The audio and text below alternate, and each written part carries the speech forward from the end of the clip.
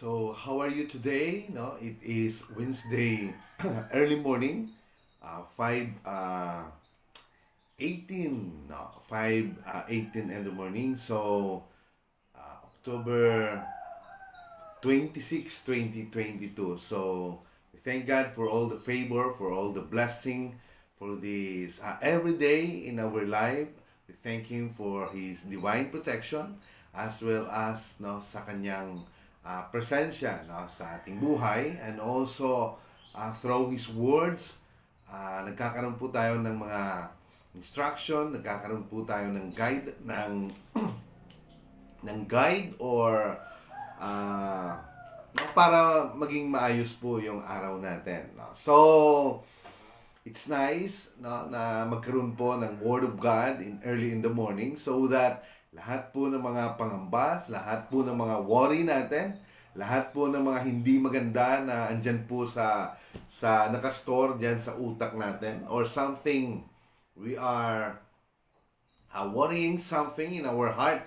So, I hope no in the Word of God no, ma-inspired tayo uli. No? So, no, for this early morning, allow me again no to share with you no, kahit na kaunti lang about the Word of God, no, about the faith. No? Sabi niya nga no, sa ating passage, sabi niya, if you have faith as a grain of mustard seed, you shall say unto this mountain, remove hence to yonder place, and it shall remove, and nothing shall be impossible to you. Pag sinabi mo sa kung meron ka lang napakaliit na butil no, ng mustard seed, napakaliit lang na faith, no, ikinumpara lang ng ating Panginoon, nung pag sinabi mo no, na sa isang napakalaking mountain. So we will going to expound no that one. So mountain means in our life yung mga problema, yung mga circumstansya, yung mga malalaking problema na halos hindi natin hindi natin kayang madali-daling kunin sa buhay natin. Halimbawa, kung nagbabayad ka ng loan, no? Yung loan na yun hindi naman sa'yo, no? O baka namana mo pa, no? Doon sa mga magulang mo, no? At yung collateral, yung bahay, yung lupain, or something, yan po ang nagpapabigat no, sa ating buhay. O, no? Sabi niya, if you will say, no? Sabi niya, you shall say unto this mountain, remove here to yonder place, no? Move here from there, no? It will obey you. Sabi nga sa ibang version, it will obey you. Go, throw yourself to the sea, and it will obey you. And nothing is impossible to you. Pag sinabi mo, na sabihin mo dun sa bukol na yon, dun sa tumor na yon, sabihin mo, move here, no? Go, no? Or something, makuha ka, no? Umalis ka dyan, no? At pumunta ka doon, no? Itapon mo yung sarili mo doon sa gitna ng karagatan, at it will obey you. If you have faith, no? Ang sabi niya doon, kahit na kaunti lang, kahit na maliit lang, kasi ang sinabi doon, maliit lang na mustard seed. Alam naman natin yung seed, kahit maliit yon, but if you keep on declaring and declaring and declaring with faith, yung mga bagay na yan, yung problema na yan, no, lalago at lalago at lalago at lalago yung seed na yon. Tutubo at tutubo at tutubo at lalago yon, no? Amen. No? Na hindi lang yon ang kaya mong gawin, no?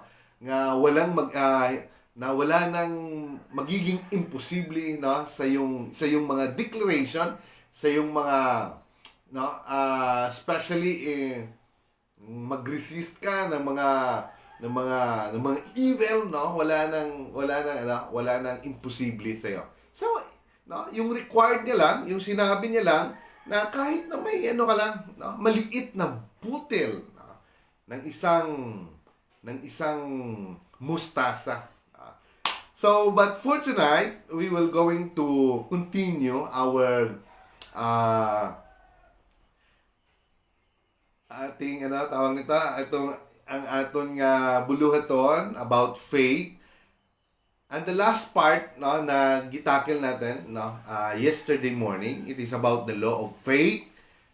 Sabi nga doon, Jesus, according to your faith be it no be it unto you. No, Matthew 9:29.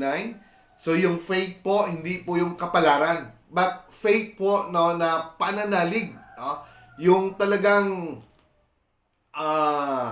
matutom kung sa talagang malalim yung pananalig mo no sa Diyos, no? Kasi ang gusto ng Diyos na God wants you to enjoy the abundant life. Ang gusto ng ating Panginoon na ma-enjoy tayo kung anong meron no sa mundong ito, kung bibigyan man tayo, no? Talaga no, wala namang imposible. At sabi niya, if you are now belongs to His kingdom, to His family, no, ang daming promises ng Diyos no na i-bless tayo. So, everything will be added at gusto niya pag na-bless ka na, i-enjoy mo lang 'yan.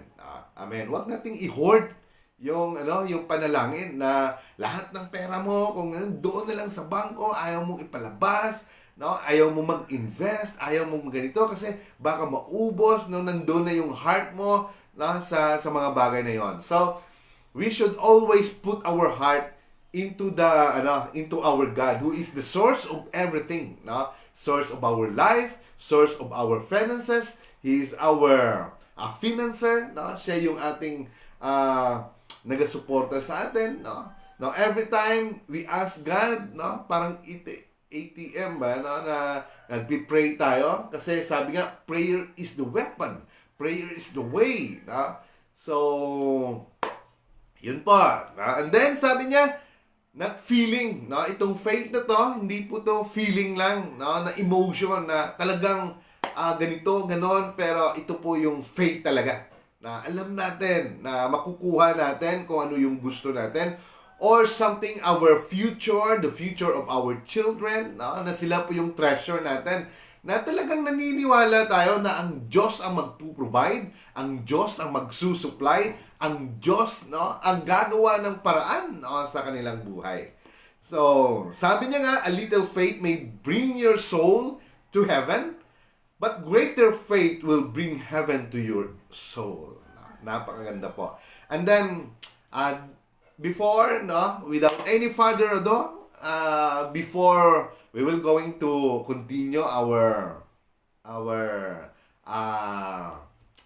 Bible study for this devotion, for this early morning, pray tayo. Lord God the Father Almighty in heaven, Lord, salamat Ginoo sa imo kaayo. We give you thanks and praises, honor and glory for this early morning. Your name will be glorified. We magnify your name. We bless your name. We lift up your name. And Lord, we ask again, humbly ask again for your anointing and also wisdom, knowledge, and understanding na ikaw, good Lord, maghahatag and also anoint all the ears of thy hearers and also bless them, Lord, and also meet all their needs. No? Ibigay mo po lahat ng kanilang mga pangangailangan no, sa araw-araw po no, ng kanilang buhay according to your word in Philippians 4:19 that you will supply all their needs sa hindi maubos na panalangin, na hindi maubos na kayamanan na kung anong meron ka, because no, we believe no, that this world, heaven and earth, was been formed only by your word. And glory, honors belong to you. In Jesus' name we pray. Amen. So, tuloy tayo for this morning. So, in 2 Kings, kung meron po kayong Bible, no, or no, isusulat nyo po, in 2 Kings chapter 4, verse 1 to 7, titingnan po natin, no, mas maganda to kasi may mga verses tayo na binubuksan in 2 Kings chapter 4 verse 1 to 7. So ito po yung It is a story of the widow's well, na lumapit po siya kay Elijah. So how many times na binabasa din po natin to. Pero I believe na yung buhay po ay pabalik-balik naman din eh. No? Pabalik-balik lang yung kasalanan. Kaya nga pabalik-balik din yung yung mga word of God. So depende na lang to the Holy Spirit how he will going to additional pa how to expound yung mga ganitong mga story or word of God. So sabi niya, the widow's oil, 2 Kings chapter 4 verse 1 to 7. Ito po yung widow na malaki yung utang niya at kukunin na yung kukunin na yung mga anak niya ng isang businessman ata na gawing mga katulong. Pero sabi niya, the wife of a man from the company of the prophets cried out to Elisha. Ang iyang asawang lalaki or bana sa doon pa ay nagiging isang propeta. And then namatay. And then the wife of a man from the company of prophets cried out to Elisha. Talagang umiyak siya, humingi siya ng tulong. She is begging to Prophet Elisha na i-help siya sa kanyang problema. So sabi niya, your servant, my husband, is dead. So good morning, pastor and family. Kaya po sa lahat po ng mga nanonood, kung pwede lang mag-comment kayo kasi hindi ko kayo makita eh. Ako yung itsura ko lang makita ko dili. Minsan akala ko walang may nanonood pero meron din pala. So mag-comment lang kayo para makita ko talaga. So kasi iba rin yung mayroong nagko-comment eh, na-inspired ka rin. So thank you nga pala good morning kay Ma'am Brenda Limbaga Villadulid watching now for this early morning. So may the Lord bless you throughout this day or throughout your life and family as well. So sabi niya, your servant, my husband, is dead. Patay na yung bana ko, yung asawa kong lalaki, sabi niya, yung asawa ko. So, and you know that he revered the Lord. Talagang binigay niya yun yung panahon niya, yung buhay niya sa pagpangalagan, being faithful to our Lord Jesus Christ, to our God. But now his creditor, yung inutangan niya, sabi niya, is coming to take my 2 boys as his slave. Hindi lang pala katulong, parang slave na rin. Slave talaga. Yun ang pambayad sa utang nila. So talagang she is begging to Prophet Elisha na kung pwede tulungan naman siya. Amen. So tingnan mo ang husband niya ay propeta, pero nangungutang din sila. So ibig sabihin, mahirap din yung buhay eh. Pero ginawa to ng Diyos itong mga story na to para ma-inspired po tayo, hindi lang sa henerasyon na to, even to the next generation. Ma-inspired tayo dahil ito pala ay nangyayari. Kaya minsan nagre-rebel di tayo, namumroblema tayo, bakit ganito yung buhay, bakit may COVID-19, bakit bumagsak yung negosyo, bakit ganito yung mahirap. Pero sila din naghihirap din eh. Pero mabuti na lang dahil may Diyos. Kasi sabi nga ng Diyos kahit na siguro, kahit ano pang mangyari sa'yo, kung hindi ka rin, kaya nga, importante nung humingi ka sa Diyos. Kasi kung hindi ka humingi, edi wala din. Pray ka lang ng pray for the whole, for one hour na hanggang natapos na lang yung prayer, wala ka namang hiningi. Hindi ka naman humingi ng malaki. Kung humingi tayo, malaki. Sabi nga sa preaching, which is good naman, which is tama naman yon. Humingi lang naman tayo, hingi natin lahat. So, Christian Faith, Limbaga Villadulid, good morning Pastor. Good morning din po sa inyo. Villadulid family, kay Brother Nino Villadulid. So, good morning po sa inyo. So, continue po tayo. So Elisha replied to her, "How can I help you?" So hindi niya talaga matanggihan. Sabi niya, paano ko kayo matutulungan? So, no, kaya nga, no, pag andyan tayo sa Diyos, faithful tayo, maraming tao, no? Maraming tao ang Diyos na siyang tutulong sa atin. Kaya nga sabi ni Paul no, takot na takot si Paul na mag preach ng word about testifying about our Lord Jesus Christ. Pero the Holy Spirit, no, na talagang bumulong sa kanya, nagsabi, no, marami akong tao dito, tauhan dito, kaya huwag kang matakot. No? Kasi nga, pupunta ka sa isang malaking syudad na puno ng mga makasalanang tao, no? Madamo sa mga palahubog, madamo sa mga prostitute, magnanakaw, no? Sa isang lugar, no? Sa isang city. No? Kasi noon, wala namang barter na doon lang sa yung pinakasentro talaga, yung mga syudad, no? Kagaya ng sa Corinto, kagaya ngayon sa may, no? Kahit saan, no? So takot na takot siya. Pero sabi ni Pope, parang sabi ng Holy Spirit expresses, no, to him, or nagsalita sa kanya, na sabi niya, huwag kang matakot, ang dami kong tauhan dito. Kaya naghihintay lang palang tao doon yung mga taga-Corinto or taga-ibang pang syudad na talagang wow, no? Ibig sabihin, uhaw din pala sila sa Word of God. Uhaw din pala sila, no, sa mga ganung bagay. Kaya hindi natin alam, pupunta tayo sa isang lugar, akala natin walang mga born again, pero ang dami pala. No? Amen. So tuloy tayo. Sabi niya, paano kita matutulungan? Tell me, what do you have in your house?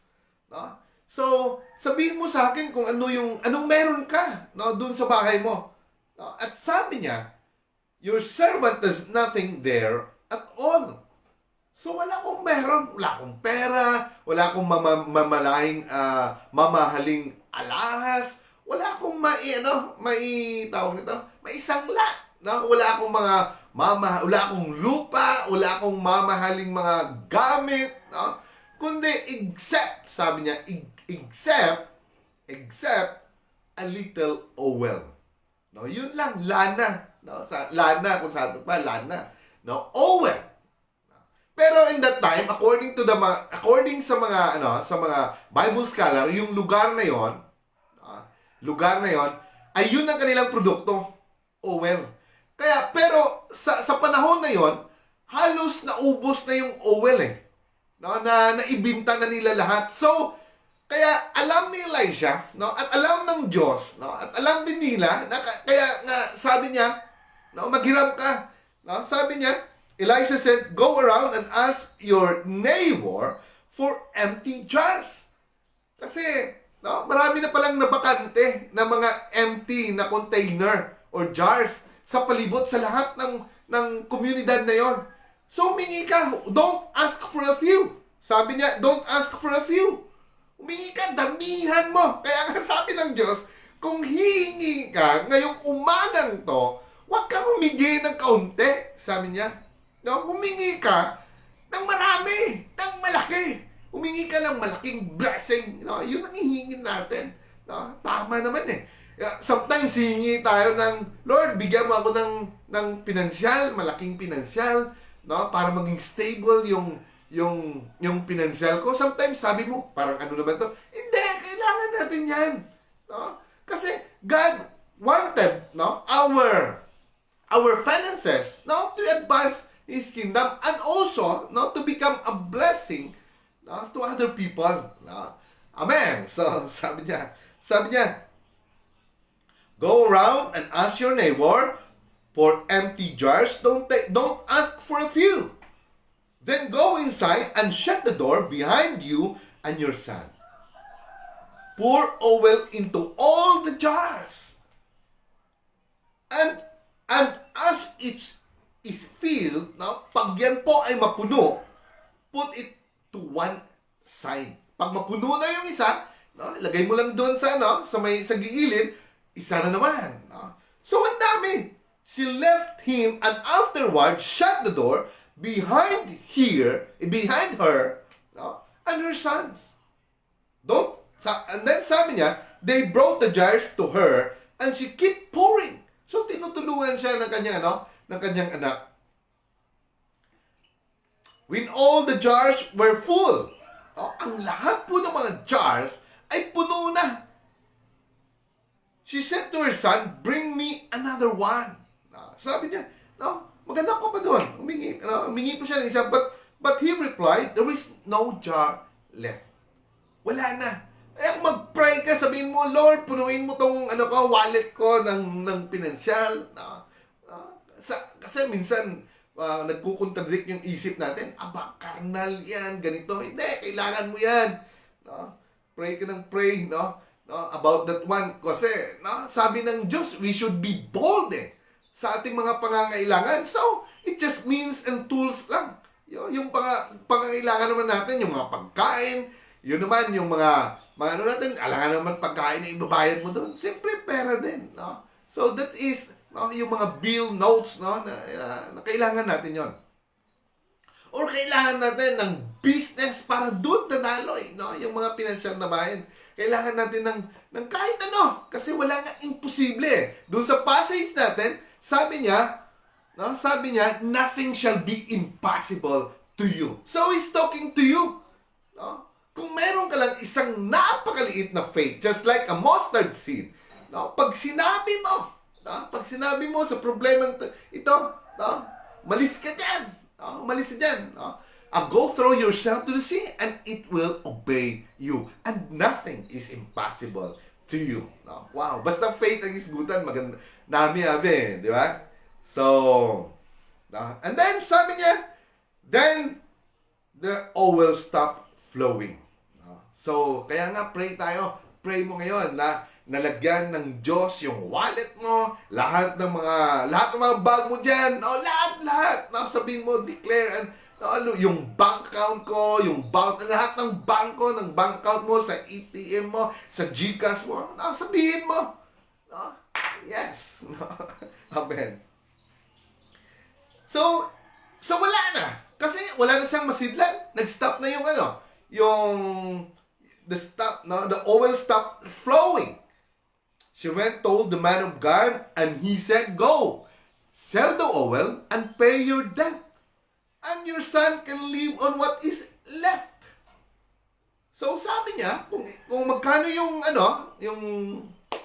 ipagbili mo, then babayarin mo, unahin mo talaga yung utang mo, bayaran mo talaga yun. At huwag ka namang utang muli. Sabi, hindi naman nilagay dito. Pero, kasi, mayroong naiwan. Sabi niya, what is left? Doon na kayo, gawin niyo yun. Mag-umpisa ka doon kung ano man yung sobra. Sa pinagbilhan ng oil na yon. So napakaganda ng ito. At least kahit na sa story na to,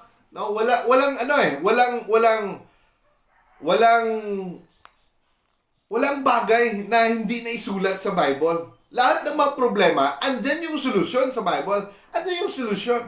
Yung solution is prayer. Sa lahat ng bagay, ay talagang prayer talaga yung solution. Pray without ceasing. Pray earnestly to our God, asking, because it is very important that we should be bold in asking the Lord, in asking sa mga pangangailangan natin sa ating Panginoong Hesukristo through His name. And then sabi niya in Matthew chapter 5 verse 13, sabi niya, ito yung mga under the law of faith, kung ano bang meron sila. So titingnan po natin yung story na yan in Matthew chapter 8. So it is about the faith of the centurion. Pabalik-balik na yan. How many times na natin binasa to? Pero napakaganda yung story na to. Ngayong umaga, ito yung mga pinakamaganda. Sabi niya, the faith of the centurion. When Jesus had entered Capernaum, a centurion came to him asking for help. Ito din, humingi din siya ng help. Doon kanina, humingi siya ng help kay Elisha, to a prophet. But this centurion na wala namang dugo, no? Ng dugong chosen people or Israelites, pero no, talagang no, he is bold, no, na lumapit sa ating Panginoon, no? No, nagkaroon siya ng courage na lumapit at sabi niya, Lord, he said, my servant lies at home paralyzed and in terrible suffering. So terrible. Yung kanyang yung kanyang karamdaman, he suffered no much too much about no sa kanyang sakit. Amen. Terrible suffering. Jesus said to him, I will go and heal him. So halika, puntahan natin at ayuhon ko siya, sabi ng ating Panginoong Hesukristo. And then the centurion replied, Lord, I do not deserve to have you come under my roof. Kasi hindi nga siya Gentiles hindi nga siya chosen people So kaya medyo may something wrong, no? Kasi sabi niya, hindi ako himpit, no? Na i-welcome ka sa bahay ko, sabi niya, no? I am not deserved to have you come under my roof, but just say the word. Just say the order. Just give me the order, sabi niya. Just say the word. No, word pa rin. Kaya kailangan natin ng word na bumuka doon sa bunganga natin, no? In asking God, no? By asking God kung anong pangangailangan natin, kung ano yung gusto natin. Gusto natin ng brand new car, gusto natin ng bahay, gusto natin ng healing, gusto natin ng blessing, no? Amen. No? Amen. So ako, no? Yun ang gusto natin. No? Yung mga pinagsasabi natin dito. No? Sino pang ayaw? No? Kaya nga, kung magsasalita tayo, magdi-declare tayo, nandun yung no? Yung, we should always be in grateful, no? na damdamin. Masaya tayo, no? Masaya tayo na natanggap na natin yon. No? Kasi nagdi-declare tayo na wala naman sa bungog. Tayo di wala din. No? Something minimeditate natin na andyan na siya. No? Amen. So, tuloy tayo. Sana ba tayo? Lord, I do not deserve to have you come under my roof, but just say the word and my servant will be healed. For I myself am a man under authority. So, how many times, sabi nga natin, kagaya ko din, sabi niya, ako din. Isa akong official. Mayroon akong authority. Pag sinabi ko sa mga tauhan ko na pumunta kayo doon, pumunta kayo dito, pumunta kayo dito, lumapit kayo, or kahit saan, sila ay susunod because of authority. At alam niya na in that part, about spiritual things, alam niya na si Jesus Christ lang ang mayroong authority. Kaya sabi niya, give me an order. Just say the word. Wow. Kaya ang-declare natin para yung word ang lumabas sa bunganga natin. So sabi niya, with the soldiers under me, I tell this one, go, and he goes, and that one, come, and he comes. I say to my servant, do this, and he does it.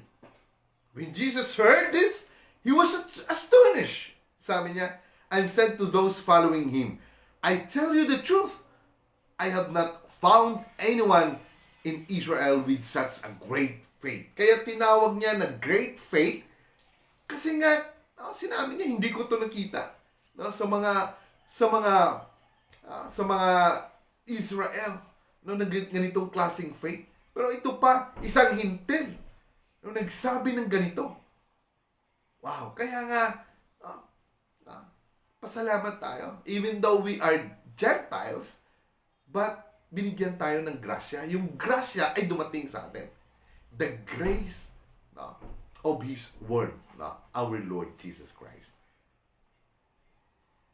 So sabi niya, I say to you that many will come from the east and the west and will take their places at the feast with Abraham, Isaac, and Jacob, and the kingdom of heaven. But the subject of the kingdom will be thrown outside into the darkness, where there will be weeping and gnashing of teeth. Talagang pinasok niya pa yung yung teaching niya about, no, about the last days, about the judgment. No? Amen.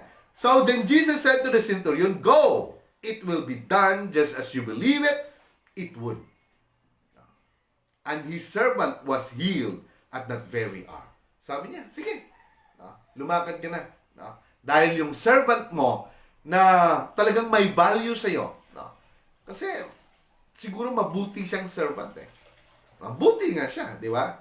So talagang healed na siya ngayon pa lang, sinasabi ng ating Panginoon.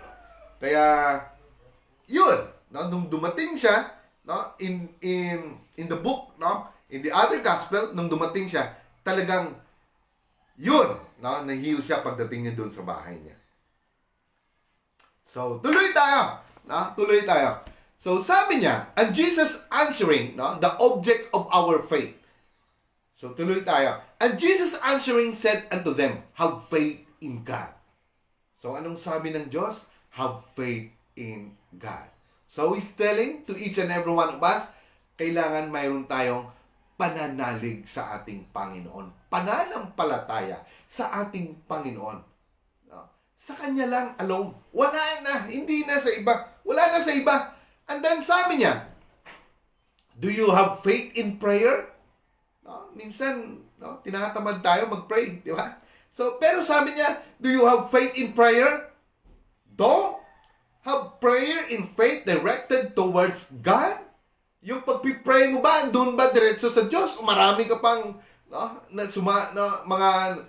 marami ka pang naiisip dyan, sabi niya. Prayer is not some kind of hocus-pocus or magical formula. No, itong prayer ito, hindi po to hocus-pocus or hindi po to trick or magic. No? No? Sabi niya that we repeat a few times to get what we want.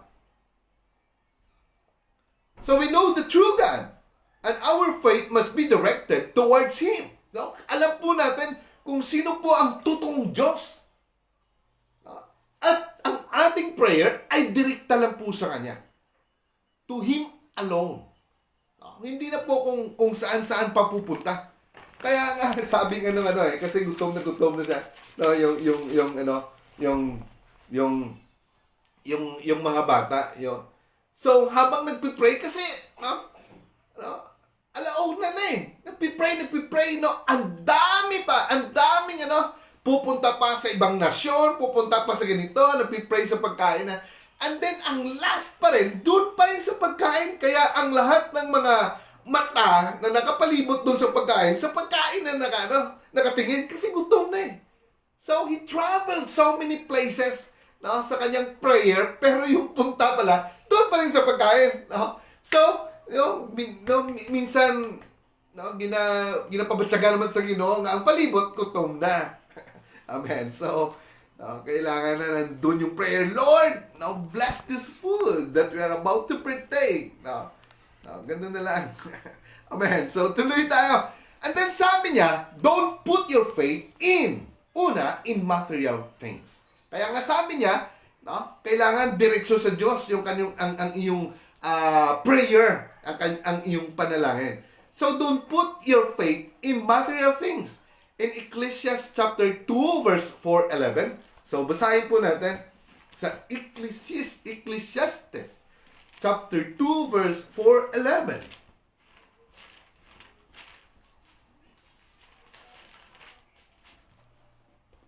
Chapter 2 verse 4.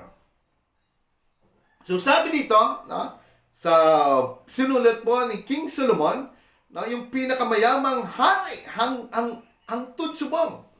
Until now, siya yung pinakamayaman eh. And then sabi niya, I undertook great project.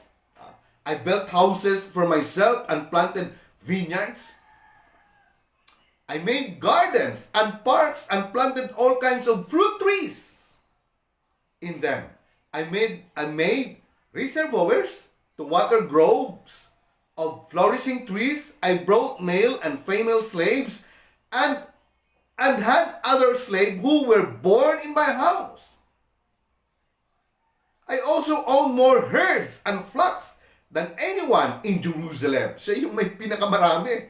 No? Before me, amass silver and gold for myself, and the treasure of kings and provinces.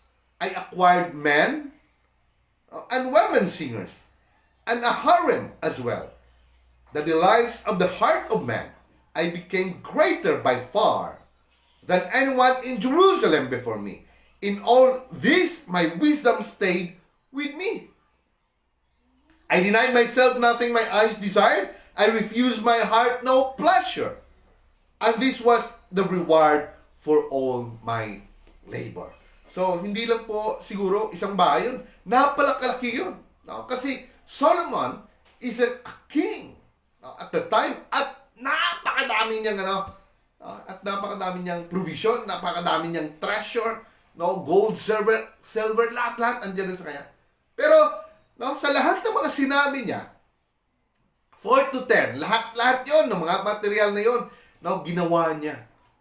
Pero sabi niya, yet when I survey all that my hands had done, pinagnilay-nilayan niya ang lahat ng ginawa ng kanyang kamay, sabi niya.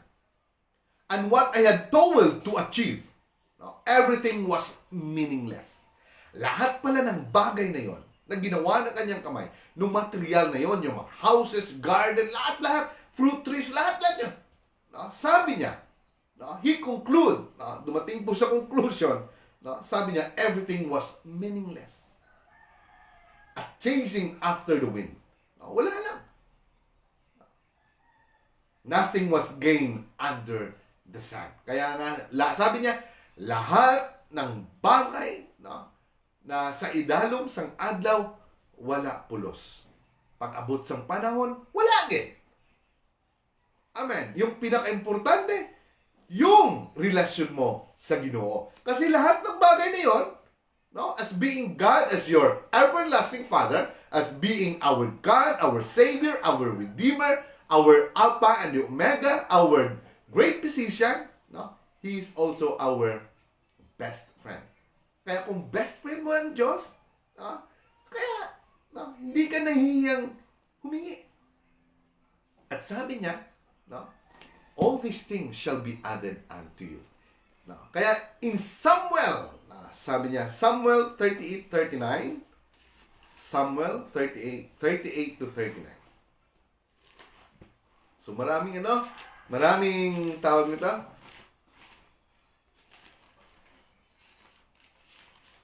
Maraming story. Good things are coming my way, sabi dito. Wow. Amen. Di ba? Declare ka agad. Amen. Sana yun? Samuel. Okay? Samuel 17. Verse 38 to 39. So sabi dito, din sa old dressed David, when David, andun siya sa battlefield, facing Goliath. Sabi niya, din sa old dressed David in his own tunic, he put a coat of armor on him and a bronze of helmet on his head. David fastened on his sword over the tunic and tried walking around because he was not used to them. At sabi niya, I cannot go with this. He said to Saul, because I am not used to them. So he took them off. Kaya nung doon siya, inarap niya si Goliath, and then pinasutan siya ni King Saul ng helmet, ng tawag nito, ng mga sutin para ng mga sundalo nung unang panahon. Ng mga armor, lahat. Shield. Pero sabi ni David, hindi ako makapagano nito. Hindi siya makagalaw kasi mabigat. So sabi niya, I cannot go in this. Kasi when God trained David in the field, doon po na nagbabantay siya ng karnero, ng maraming mga lion, mga bears na na kainin yung mga binabantayan niyang mga sheep.